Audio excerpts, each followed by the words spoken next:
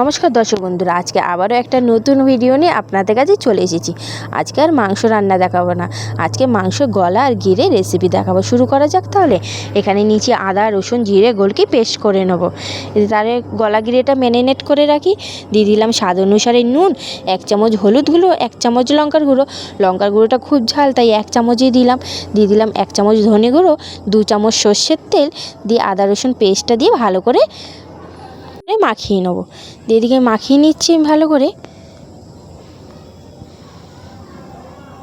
এবার দিয়ে দেবো আধা টমেটো কুচি দিয়ে ভালো করে আমি মিশিয়ে নিয়েছি। এবার এক সাইডে রেখে দেবো। এখানে আমি 3টে বড় সাইজের পেঁয়াজ কুচিয়ে নিয়েছি, কড়া বসিয়ে দিয়েছি।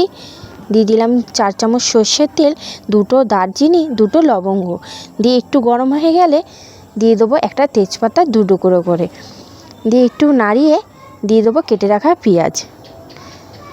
এখানে আমি পেঁয়াজ পুরোটাই ভেজে নেবো। আমি এখানে পেঁয়াজ চিনি, এখানে পুরোটাই আমি ভাজবো।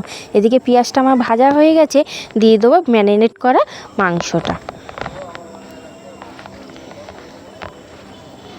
মাংসটা দিয়ে ভালোভাবে নাড়িয়ে নেবো।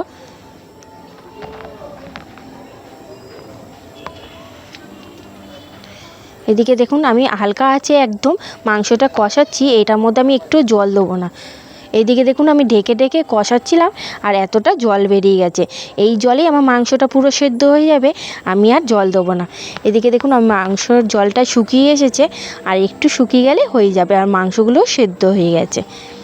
এদিকে আমি শুকিয়ে গেছে জলটা, গ্যাসের ফ্লেমটা একদম আস্তে করে দিয়ে দিলাম টক দই।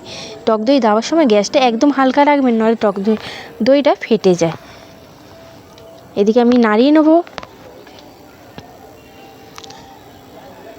এই দেখুন আমার তরকারিটা হয়ে গেছে, আমি একটু গরম মশলা দিয়ে নামিয়ে নেব। এখানে আমি 1 চামচ গরম মশলা দিয়েছি, দিয়ে আবারও একবার নাড়িয়ে আমি তরকারিটা নামিয়ে নেব। এদিকে আমার তরকারিটা হয়ে গেছে, আপনারাও একবার বাড়িতে বানিয়ে দেখবেন। মাংসর থেকেও বেশি ভালো লাগে এই গিলে আর মেটে। এখানে মেটে তো নেই, গিলে আর গলা আছে, তাও খেতে দারুণ হয়েছিল। আর ভিডিওটা যদি ভালো লেগে থাকে একটা লাইক দিয়ে দেবেন, আর যারা নতুন দেখছেন সাবস্ক্রাইব করে দেবেন। দেখুন গলাটা কতটা সেদ্ধ হয়েছে, হাত দিলেই ভেঙে যাচ্ছে।